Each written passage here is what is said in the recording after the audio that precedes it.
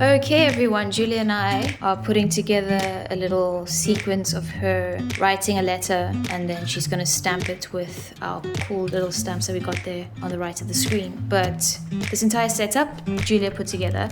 As you can tell, our kitchen kind of merges with our living room space. I work over there, and for this particular shot we needed to have complete control of the light, so Julia boarded that up. Those are exercise mats that she just boarded up, and we're using the Nanlite Forza 500, and I'm going to share all the settings with you in a bit.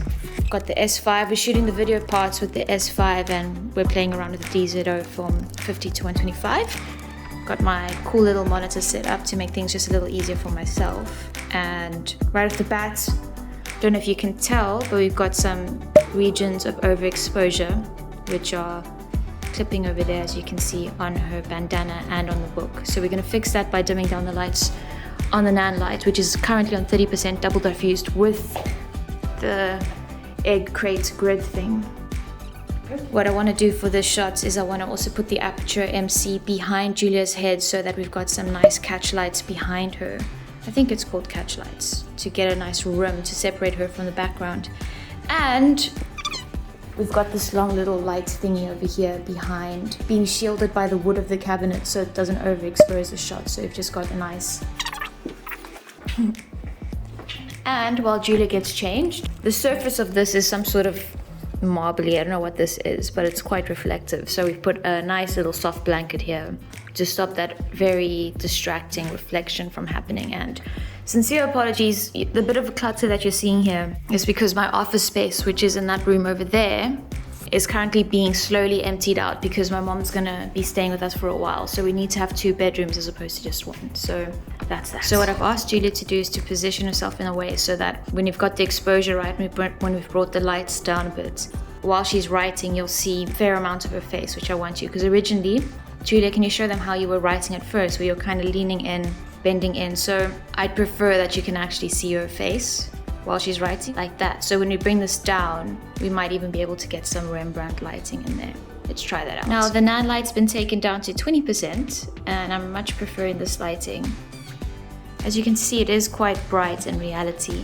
With the T2.8, this is what we're getting. And I think that if we want to get it to be a bit darker and moodier, maybe we do that in post so that we don't lose any details in crushed out shadows, I think. To go even darker with the Nanlite, we're now at 10%. What do you guys think?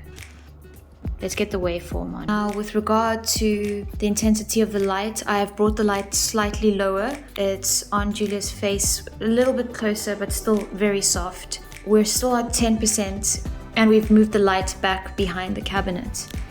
But if we look at the waveform now, let's just go in there. The light behind her is nice, it's not overexposed, but her face, Julia's face, when it comes to creating moody shots, I actually prefer when a face, the skin tone, especially in the face, is actually more at around 50%. And right now, we've got it at an exposure value of above 60%. So Julia was right all along. We're going to take the Nanlite down to 5%. Let's see what that looks like. We've got the Nanlite now at 5%, and I'm liking the direction in which this is going. But what I want to do now is I want to get a light behind Julia to create a rim on her hairline to separate her from the background. And I think what I'm also going to do is I'm going to get a cooler color on the wall, very subtly cooler color on the wall, so we have some nice split toning. Alrighty, so we've got now the aperture on Julia's hair, like you know, but we've also got an aperture way at the back over there somewhere, shining on the wall. I worry now that the brightness of that blue light behind her and then the brightness of the lights behind her kind of don't create a nice enough separation between her and the background, which is something you can fix in post, but I'd like to get this as good as possible in camera. So let's see if we can get maybe some diffusion on the aperture, the blue aperture behind her. Let's see what happens. Do the stamp and the wax. As you can see, this light behind Julia is creating a warmer color over here. So I don't think it would be a great idea to have the wax here. I'd like for the wax to be outside of this warmer color here so that the nice contrasting cooler tones of this surface will help the wax pop out. Now we're trying to figure out whether to put the stamp somewhere here where it's nicely framed by the background light over there. Somehow, I don't quite know where roughly it is nicely framed. But that means because we've got our focus point here where Julia's writing, it'll be out of focus. So we're trying to figure out whether we are happy with that. And we also want to figure out if we want it in focus, if we want it in this warmer light here, or if we want to keep it out here somewhere as well, in the cooler contrasting environment that's outside of this warm light over here. And this is taking way longer than we'd originally anticipated, but we're almost there. And once we get this right, the rest will go quite nicely.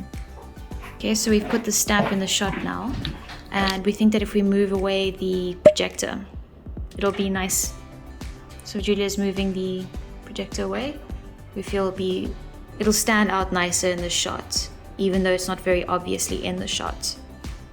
Let's see how that goes. It stands out more in the shot. And I think what we're going to do is going to get the last aperture to somehow get that red terracotta wax stick to pop out in the shot in a non-invasive manner. Let's see. We believe to have some good news for you guys. What were you going to say, Julia? Maybe you wanted to record on the bottom camera too, I don't know. Good idea, let's do that. Hit and record. There we go. Audio sync.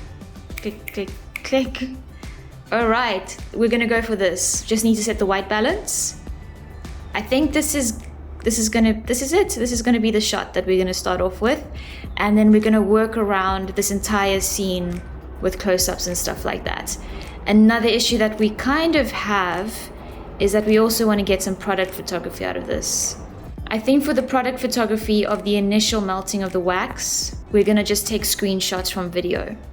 All right, and then we're gonna take it from there. One thing about shooting on DxO film or the Pictor zooms or any Super 35 lens on a full frame is that you will get vignetting. So the cool thing about having this monitor is that it shows me my framing and the choices that I'm gonna make in terms of framing, zooming in and stuff like that in post, cropping in, the vignetting of the lens won't be an issue. Say hello, Julia. Hello.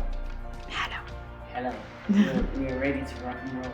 Right, that's the final shot we sort of have in terms of exposure. And I'll do some voiceover for this part here. And that concludes the behind the scenes look for the Spec ad that we made a good few months ago by now, I think. And I thought that it might be cool to share this with you following this kind of step-by-step, almost messy progression to show you how this really is a process, especially when it's your first time shooting a certain type of video. And the benefit of Spec ads is that you can go through this process in your own time so that the experience that you gain helps make this less of a tedious process when the time comes to doing this for real with real clients. I can guarantee that if you make an effort to learn from the process, the experience gained will benefit you significantly. But really, the visuals are nice. They are nice for sure, but we wouldn't be getting much emotion from the Spec ad if it weren't for the music, and we wouldn't be as immersed in the short film and the short piece if it weren't for the incorporation of sound effects. And for this particular short, I got the music and sound effects from audio.com. They have quite a rad lifetime unlimited plan for creators like me,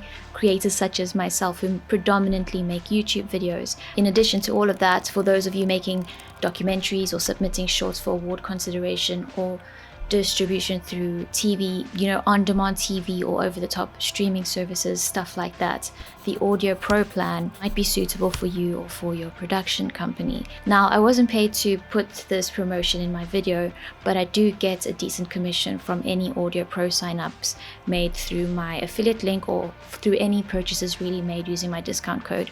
All of those details are linked below. So do keep that in mind if you choose to sign up through the information shared in this video. But let's end it there. That's it for today, folks. Thank you so much for taking the time to be here.